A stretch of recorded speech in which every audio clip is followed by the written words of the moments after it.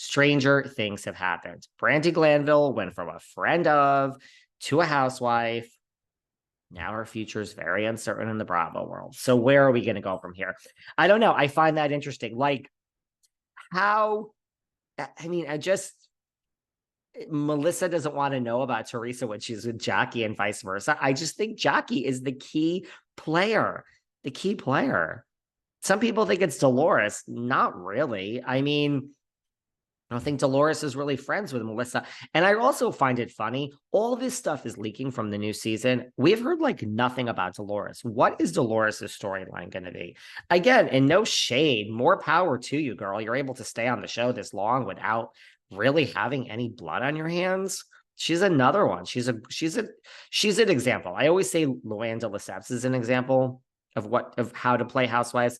Dolores is on the most toxic franchise that there is, and yet really doesn't have much blood on her hands, doesn't have a lot of haters.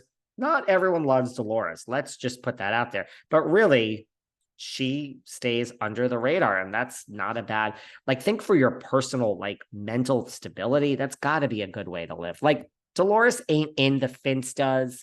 She doesn't get involved in any of this. We have Margaret doing her Finstas. Jen Aiden, I don't think always behaves. She goes there a little bit.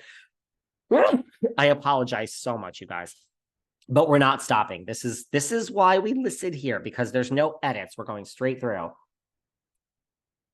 Mama has too much to do today to edit this, so I apologize about that. So there you go. That's where we are. And yeah, so justice for Jackie, and I say upgrade Jackie. You know who I think is going to have a really bad season, a bad edit? I feel it. Do you guys feel it? This Danielle Cabral. You guys, first of all of you who loved her last season because she was, Team Trey. All you tree huggers loved her.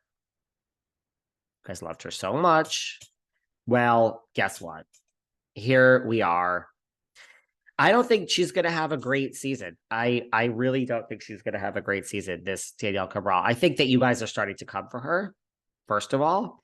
And, I'm not even talking about the whole thing with Jennifer Aiden and, Danielle, first of all, says that she's learned, she's educated. She's this experience with Jennifer Aiden. It's like, girl, you just want to keep your job, right?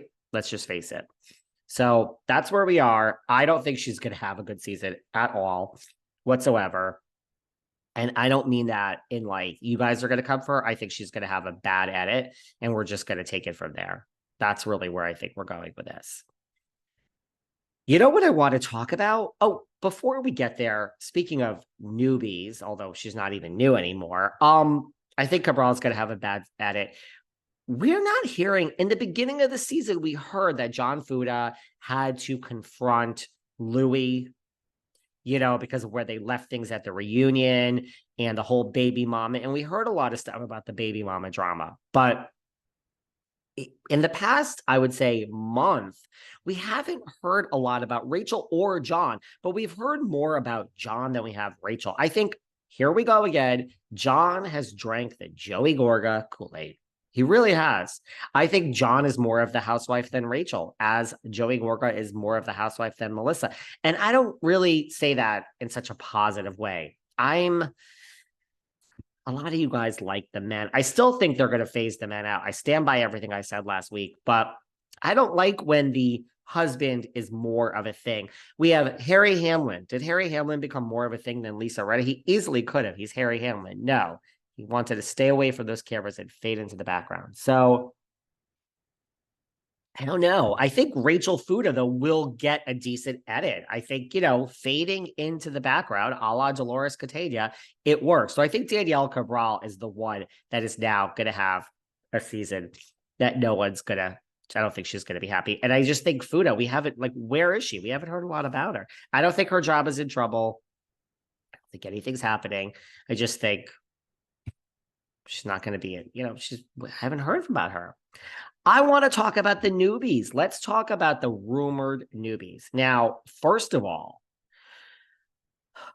why do we have 3 people even floating around? That is 9 people. 9. Oh, no, excuse me. That's Is that 9 or is that 12 people?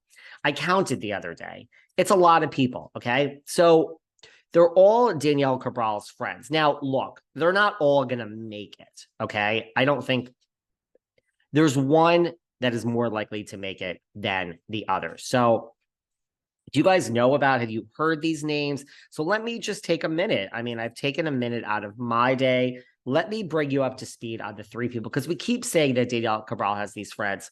I think it's time to like actually talk about them. Their names are, and I'll butcher the last names, obviously, Kayla Giovinazzo, Jessica Curley, and Tiffany Chantell-Rosania. Now, let's start with Tiffany, because my prediction is, just based on the Instagrams and what's going on and who's posting what, I think Tiffany is going to be the one to watch out of these 3. Let's meet the RHONJ 3 potential newbies. I predict Tiffany will possibly be the only one that's given a role, so to speak. Like, I just think that, remember Michelle Pace? Remember her? Remember she was the realtor for Teresa? She came on. Remember how they just got rid of her without any explanation? I personally, right now, from what I'm hearing, think that's going to happen to the other 2. I'm not sure about Tiffany. Now, let's learn a few things about Tiffany. And I don't have ages on all of these people, but I believe they're all like in their 30s, maybe early 40s.